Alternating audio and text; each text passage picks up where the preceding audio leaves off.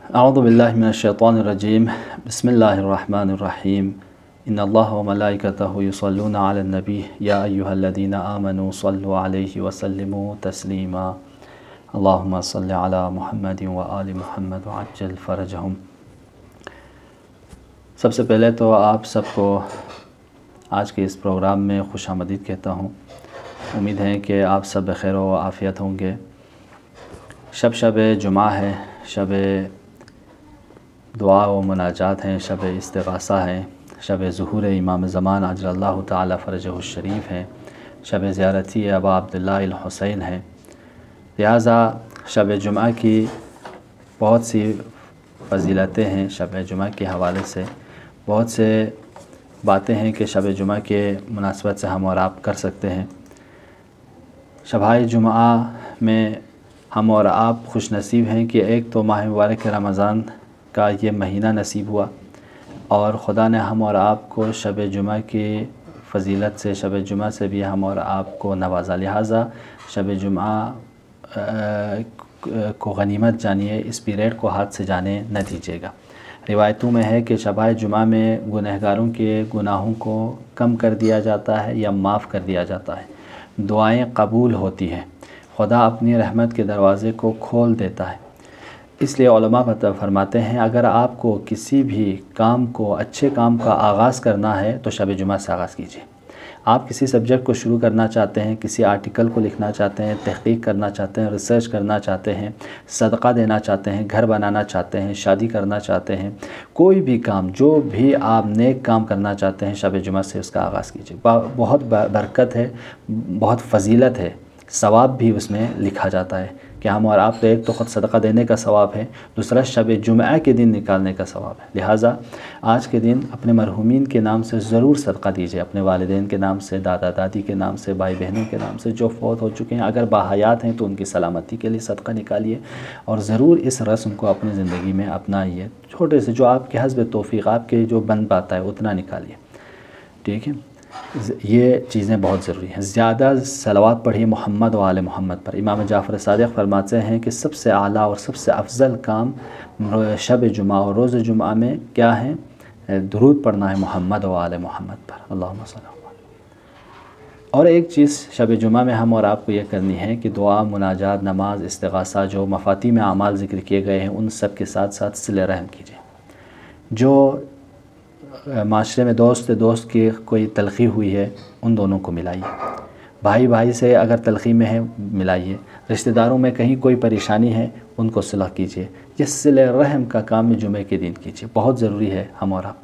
और शब बेदारी है कि आज की रात या आइंदा आने वाली जुमा है, जब भी हम और आप शब जुमा मिलें तो शब जुमा में बीदार रहने की कोशिश। अगर हम और आप शब बेदारी नहीं कर पाए तो कम से कम जो सुबह की नमाज से आधा घंटा पहले सहर के टाइम पे ज़रूर जागिएगा और उस टाइम गुनाह ना करें। रिवायतों में है कि आप जिस तरह वो टाइम पिक टाइम है दुआएं मुस्तजाब होने की, दुआएं कबूल होने की, उसमें अगर गुनाह करें तो उसका इक़ाब भी ज़्यादा है, सज़ा भी ज़्यादा है। जिस तरह सवाब ज़्यादा है उसी तरह इक़ाब भी ज़्यादा है। लिहाजा खुदावन जुमे की रात से सुबह तक फ़रिश्तों को मुवक्कल करते हैं और वो बंदों से ये कहते हुए, फ़रियाद करते हुए आते हैं, है कोई गुनहगार जो खुदा की दरगाह में आए अपने गुनाहों को बख्शिश के लिए दुआ करें। है कोई गिरफ़्तार और परेशानी में मुब्तला इंसान आए बारगाह इलाही में, क्यों अपनी गिरफ़्तारी से खुदा उसे निकाल दें। है कोई मरीज़ कि वो आए बारगाह इलाही में, क्यों खुदा उसको शिफ़ा दे दे। है कोई ज़िंदानी जो क़ैद में मशगूल है वो आए, खुदा उसको नजात दे दें। यानी आप क़ैद अलग हैं, एक इंसान ज़िंदान में क़ैद है जो आम तौर पर हम और आप क़ैद ही बन के रहते हैं। हाँ, इंसान चोरी की या कुछ गड़बड़ हुआ या किसी जुर्म की बिना पर उसे क़ैद कर दिया, एक क़ैद ये है। कुछ लोग माल और दौलत और हवस और शहवत के क़ैदी हैं उन ज़िंदानों में, तो उससे भी हम और आप ये दुआ करनी चाहिए परवरदिगार हमें उन तरह की क़ैदियों से भी निजात अता करें। और अगर कोई है हाजतमंद जो हाजात है उसके, तो दुआ करें कि परवरदिगार है कोई, वो फ़रिश्ते यानी ये निदा देते, आवाज़ देते रहते हैं पूरी रात, है कोई हाजतमंद जो बारगाह इलाही में अपनी हाजत को तलब करें और खुदा उसकी हाजत को पूरा करें। तो ये वो रिवायतें हैं शब जुमा की मुनासिबत से कि हम और आप इनसे गाफिल न रहें। उम्मीद करते हैं कि इंशाअल्लाह मुख्तसर सा बहस आप सब के लिए मुफीद रहें और इंशाअल्लाह हम सब के लिए बाइस रहे कि हम सब इन चीज़ों पर अमल कर सकें। बहरहाल हम और आप की गुफ्तगू है तफसीर कुरान के हवाले से, और अभी तक हमने तफसीर शुरू नहीं की है। मुसलसल इस तफसीर पढ़ने की फ़जीलत और तफसीर पढ़ने की इम्पोर्टेंस को मैं बयान करने की कोशिश कर रहा हूँ, ताकि आप दोस्त अहबाब और आप बहनें समझ सकें कि वाक़ई किस बेहतरीन चीज़ को हम पढ़ने जा रहे हैं। ये ख़ुद कुरान क्या है? कुरान एक मौजज़ा है, मौजज़ा पैगम्बर गिरामी इस्लाम है, मौजज़ा इस्लाम है। मौजज़ा किस चीज़ से कहा जाता है? हम और आपसे अगर कोई पूछे, चूँकि आज तक वेस्टर्न फ़िलासफ़ी की तरफ से सबसे ज़्यादा हमला वही पर और मौजज़े पे होता है, इसलिए हम और आपको थोड़ा सा समझना ज़रूरी है कि मौजज़ा किसे कहा जाता है और मौजज़े की क्या ज़रूरत है। मौजज़ा उस काम को कहा जाता है जो आदी तौर पर आम इंसान उसे अंजाम न दे सके। इसको खारिकुल आदा कहा जाता है। आदतन ऐसा नहीं होता, ठीक है। आदतन कोई बच्चा बोलता नहीं है पैदा होते ही, लेकिन हज़रत ईसा अपनी वालिदा की गोद में बोल पड़े, तो ये मौजज़ा है। आदतन मरे हुए इंसान ज़िंदा नहीं होते, लेकिन हज़रत ईसा ने मौजज़े के ज़रिए ज़िंदा कराया, ठीक है। आदतन कोई लकड़ी अज़दहा नहीं बनता, लेकिन हज़रत मूसा का असा अज़दहा बन गया। आदतन आम तौर पर कोई दरख्त बोलता नहीं है, लेकिन पैगंबर के हुक्म से दरख्त ने सलाम किया। आम तौर पर पत्थर आदतन कॉमन में ये तस्बीह नहीं करते, हमें बातें नहीं करते, लेकिन पैगंबर के हुक्म से उसने तस्बीह करना शुरू कर। तो ये मौजज़ा है। आदतन किसी पहाड़ से कोई ऊँटनी नहीं आया, लेकिन हज़रत शुआइब ने वो ऊँटनी बाहर लाए, ये मौजज़ा है। तो ये मौजज़ा उस काम को आ जाता है जो आदतन मुमकिन नहीं है, लेकिन महाल नहीं है, यानी इम्पॉसिबल नहीं है कि कोई कहे कि भाई ये तो अक़लन हो ही नहीं सकते, ऐसे हो, ऐसा नहीं है। बल्कि आदतन ये जो तबी तौर पर ऐसा नहीं होता है, लेकिन ये जो करके दिखाया इसे कहते हैं मौजज़ा। लिहाजा मौजज़ा पैगंबर की या नबी की अपनी रिसालत को, अपनी नबूवत को साबित करने के लिए एक ज़रिया है। जब इंसान अक़ल से समझ ना पाए, दलीलों से, आर्गूमेंट से पैगंबर की बातों को न लें, उसमें वो सोच, वो समझ ना हो कि पैगंबर की दलील को समझ सकें, पैगंबर की बात को समझ सकें, क्योंकि अहले इल्म को समझता है। नॉलेज वाले ही नॉलेज को लेते हैं। दलील उसके पास पेश कीजिए जो समझता है। गधे के पास अगर दलील ले जाएंगे तो वो समझ नहीं पाएगा। तो ऐसे मौके पर ऐसे लजूज इंसानों के लिए मौजज़ा होता है कि जब वो दलील से, इल्म से काम ना करें तो उनके लिए मौजज़ा दिखाया जाता है। देखो मैं ऐसा मौजज़ा दिखाऊंगा, तुम मेरे ऊपर ईमान ले आओगे उस वक्त। या किसी जादूगर के लजूज लोगों के रद्द में जवाब, उनको रद्द करने के लिए, उसको ख़त्म करने के लिए मौजज़ा दिखाया जाता है। लिहाजा मौजज़ा आम तौर पर नबी की नबूवत और रिसालत को साबित करने के लिए होता है, और ये आम तौर पर नबी या वसी नबी अंजाम देते हैं। लेकिन मौजज़ा दो तरह के होते हैं। एक मौजज़ा एक ज़मान से, ख़ास पीरियड से, ख़ास मकान से मखसूस होता है। जैसे मैंने आपको बताया, सारे अम्बिया मासबक का मौजज़ा महदूद था, एक ज़माने ख़ास में था। हज़रत ईसा के ज़माने में उन्होंने हज़रत ईसा के ज़माने में अंजाम दिया, उन्होंने मुर्दों को ज़िंदा किया। हज़रत ईसा ने ख़ास पीरियड में बातें की, मौजज़ा दिखाया उन लोगों को। हाँ, उसी तरह हज़रत इब्राहीम ने बहुत सी चिड़ियों को करके खुदा, यानी ये क्या नाम, हज़रत मूसा ने आसा को अज़दहा बना के दिखाया एक ख़ास पीरियड में। फ़िरऔन के दरबार में जादूगरों के जादू को फ़ेल करने के लिए उन्होंने ऐसा किया। लिहाजा हत्ता पैगंबर गिरामी इस्लाम के कुरान के अलावा बाकी सारे मौजज़े, 25-26 मौजज़े पैगंबर के हैं, वो सब के सब क्या हैं? वो एक ख़ास ज़मान और पीरियड से मखसूस था बस। लेकिन कुछ मौजज़े जिस तरह कुरान है, वो हर ज़माने के लिए, हर मकान के लिए है। ये कुरान के इम्तियाज़ है। और ये कुरान ख़ुद जो है ये मौजज़ा है, किस लिहाज से? एक ख़ुद ये बोलता हुआ मौजज़ा है। यानी हम और आप देखें कि किसी मौजज़े को दिखाने के लिए नबी की ज़रूरत थी, मुर्दे को ज़िंदा करने के लिए हज़रत ईसा की ज़रूरत थी, आसा को अज़दहा बनाने के लिए हज़रत मूसा की ज़रूरत थी, दरख्तों से सलाम कराने के लिए हज़रत मोहम्मद की ज़रूरत थी। लेकिन कुरान वो मौजज़ा है जो ख़ुद अपनी तारीफ़ करता है, ख़ुद साबित करता है कि मैं मौजज़ा हूँ, ख़ुद बयान करता है कि मैं अलग हूँ, मैं आम किताबों की तरह नहीं हूँ। यानी कुरान ख़ुद उसको जब कोई पढ़ता है तो बोलते हुए समझ में आता है, ख़ुद अपनी हद तक कुरान चैलेंज करता है, चैलेंज करके बताता है कि अगर तुम ये कुरान में शक करते हो, अगर तुम्हें शक है या तुम अगर इस कुरान को नहीं मानते तो जो फ़ातु बिसूरत मिन मिस्ली, एक सूरह इसकी तरह ले आओ। तुम सूरत नहीं लग सकते तो एक आयत ले आओ, इसकी तरह कुछ आयतें ले आओ। तहद्दी और चैलेंज करता है कुरान। और इसके बाद कहता है तुम लोग एक दूसरे के मिलजुल कर, तमाम जिन और इंस मिल कर भी इस कुरान को नहीं ला सकते, आयतों को नहीं ला सकते, सूरह नहीं ला सकते। चैलेंज करता है। तो ये चैलेंज कुरान सिर्फ 1400 साल पहले ज़माने के अरब जाहिलियत के दौर से ही मखसूस नहीं था। तो ये चैलेंज तो आज भी है। 21वीं सदी में हम और आप ज़िंदगी कर रहे हैं। हम और आपके लिए भी चैलेंज है कि अगर इस कुरान को खुदा की तरफ से होने पे तुम्हें शक है तो तुम भी लाओ, जाओ यूएनओ में कानून पास करो, हम कुरान लाएंगे कुरान की तरह। बहुत से लोगों ने कोशिश की है, नाकाम रहे, नहीं ला पाए। कुरान की तरह कोई किताब लाने की कोशिश करें, यह मौजिज़ा, यानी ये ख़ुद कुरान बोलने वाला मौजिज़ा है। एक दूसरी चीज़, ये कुरान ख़ुद हमेशा रहने वाला भी मौजिज़ा है। ये ख़ास ज़माने से मखसूस नहीं है। ये कुरान बिल्कुल ऐसे ही हिदायतमंद था 1400 साल पहले, वो आज भी हैं और आइंदा भी रहेगा। जितना हम और आप इस कुरान से फ़ायदा उठाना चाहें उठा पाएंगे, और आइंदा हमसे भी ज़्यादा तरीक़े से, बेहतर तरीक़े से लोग फ़ायदा उठाएंगे इस कुरान से।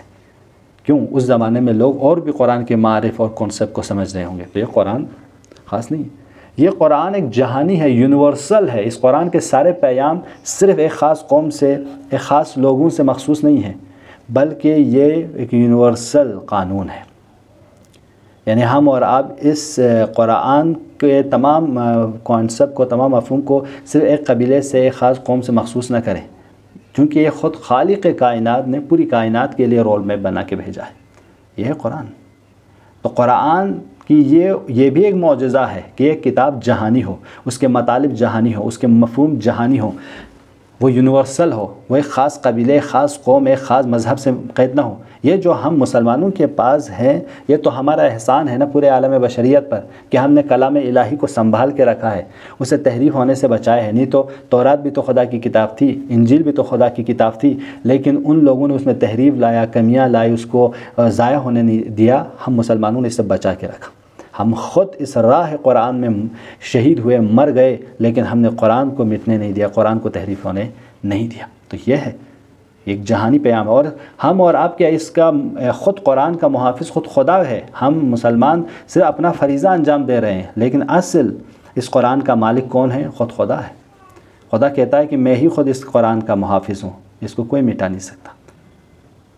तो देखें, यह है, यानी कुरान एक तो ख़ुद बोलने वाला मौजिज़ा, दूसरा हमेशा रहने वाला मौजिज़ा, तीसरा जहानी मौजिज़ा। ये सिर्फ एक ख़ित्ते से, एक ख़ास पीरियड से, एक ख़ास ज़मान के लिए नहीं था, बल्कि हर ज़माने के लिए, हर एक इंसान के लिए, हर दौर के इंसान के लिए मौजिज़ा है। देखिए, तीसरी चीज़, ये मौजिज़ा मानवी मौजिज़ा है। क्या मतलब मानवी मौजिज़ा कुरान है? यानी अब तक के जो नबियों का मौजिज़ा था, जिस्म बीमार थे उनको शिफा दे दी, मौजिज़ा कराया। बरस की बीमारी में मुब्तला थी, उसे ठीक कर दिया। मरे हुए थे, मुर्दा जिस्म को ज़िंदा कर दिया, ठीक है। लकड़ी को उसको सांप में या अजदह में बदल दिया। तो जिस्मानी है, सब कुछ मेटेरियल और मादी चीज़ों के साथ मौजिज़ात। लेकिन कुरान का मौजिज़ा क्या है? ये हम इंसान के जिस्मों को भी शिफा है, ये शिफाए क़ुलूब भी है, दिलों को शिफा देते। जो इसे पढ़ता है वो उसमें तब्दीलियाँ आनी शुरू हो जाती हैं। जो दिल से इस कुरान को असरअंदाज होता है, वो संगदिल इंसान को नरम कर देता है, गुमराह और जालिम इंसान को हिदायतमंद बना देता है। ये है कुरान। यानी ये कुरान का असर दिलों पे है, सिर्फ जिस्म पर नहीं है, सिर्फ ज़ाहिर नहीं है। मौजिज़ा ये कुरान है कि इंसान के दिलों में, इंसान की फ़िक्र को बदलता है। अमेरिका का बहुत बड़ा जर्नल था, वो फ़ौजी जर्नल था, और उसको ये ज़िम्मेदारी दे के भेजा गया था कि तुम फ़लाना जगह पे जाओगे, ऑस्ट्रेलिया में फ़लाना मस्जिद को तुम्हें बम से उड़ाना है, उसमें सारे मुसलमानों को कत्लेआम करना है।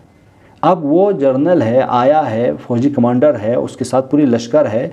वो आता है, आने के बाद कहता है यार कुछ दिन इस मस्जिद को उड़ाने से पहले, इस मस्जिद में मौजूद मुसलमानों को ख़त्म करने से पहले मैं कुछ दिन इसमें जाना चाहता हूँ। वो आता है, आने के बाद उस मस्जिद में जब आता है तो किसी से पूछता है मैं मस्जिद में कैसे जाऊँ, क्या करूँ, मुझे इसमें जाने के लिए क्या करना होगा और क्या करता है आप यहाँ मस्जिद में जाके। तो एक ने बता दिया कि यहाँ हम नमाज़ पढ़ते हैं, कुरान पढ़ते हैं। तो उससे कहा कि कुरान मैं पढ़ सकता हूँ। कहा क्यों नहीं, लीजिए आप पढ़िए। वो शख्स आहिस्ते आहिस्ते कुरान को पढ़ता है। देखते हैं इस आयत पे पहुँचता है कि मन क़तल नफ्सन फ़कअन्नमा क़तल अन्नास जमीआ, जो एक शख्स को मारता है गोया उसने पूरे इंसानों को मार दिया है।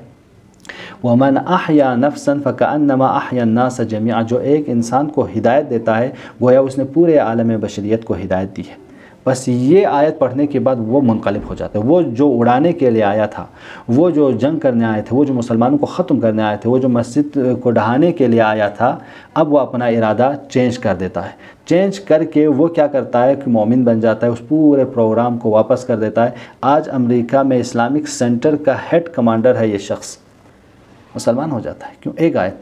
कुरान ये है कि कुरान के मानवी मौजज़ा ये है कि इंसान के दिलों को बदलता है, वो गुमराह को हिदायत देता है, वो तारीकियों में नूर देता है। वो मिनज़्ज़ुल्मात इला नूर, ये ज़ुल्मात से तारीकियों से नूर की तरफ ले आता है। ये है हदफ कुरान, ये है कुरान के मानवी मौजज़ा।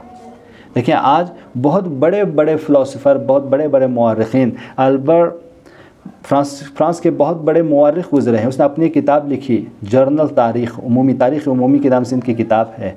वो कहता है कि कुरान एक मुमताज़ किताब है, सारे अदियान की किताबों की जगह एक कुरान काफ़ी है, जिसमें तमाम उलूम इंसानी है मौजूद है, जिसमें मज़हबी लोगों के लिए भी मज़हबी रसूमात के पैगाम हैं, जिसमें एक वकील के लिए, काजी के लिए उसके शराइद और उस किस तरह वकालत करनी है वो नुस्खा भी मौजूद है।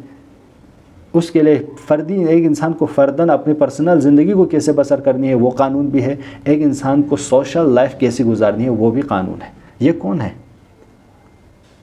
ऐसे से बड़े बड़े स्कॉलर्स कुरान के जब मुताला करता है, गैर मुसलमान है, तो ये नज़रिया देता है। या वेल दौरान जो तारीख़ तमद्दुन, जिसने उन्होंने हिस्ट्री ऑफ सिविलाइजेशन लिखी है, वो भी बड़े बड़े फ़िलासफ़र है ना, उसने कहा कि कुरान लोगों को आसान अक़ीदे फ़राहम करता है, खुराफात, इवहामात और तशवीश से लोगों को निकालता है और इंसान के अक़लों को रुश्द करता है, जुल्म व सितम और खुशूनत और तुग़यानियों से बचाता है और लोगों को अपने नफ्स पर, अपने ऊपर एतदाल और तक़वे की तरफ तालीम देता है। यह है।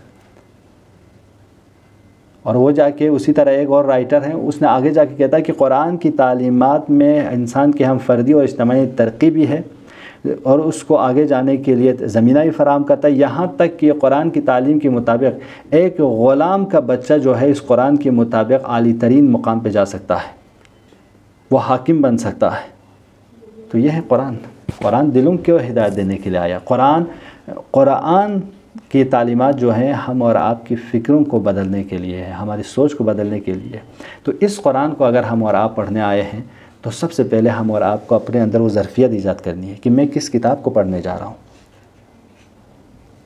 एक हम लोग नहीं कहते कि प्री प्लान होने की ज़रूरत है कि हम और आप जो एक इस किताब को पढ़ने जा रहे हैं कि जिसकी वजह से, जिसके ज़रिए पूरी कायनात को हिदायत होगी, जिससे पूरी कायनात बदलेगा, जो पूरे कायनात के लिए खुदा की नुस्खा है। मसला मैं आपको मिसाल दे दूँ, अगर डॉक्टर, एक हकीम आपको नुस्खा दे दें और आप उस नुस्खे को ला कर घर में रख दीजिए, तो क्या आपकी बीमारी ठीक हो जाएगी? आप नहीं होगी। या आपके डॉक्टर के नुस्खे को आप ले जाकर रख दीजिए, उसके मुताबिक दवा ना लीजिए, तो क्या आप ठीक हो जाएंगे? नहीं होंगे। आप और हम में से हर कोई कहेगा नहीं होगा।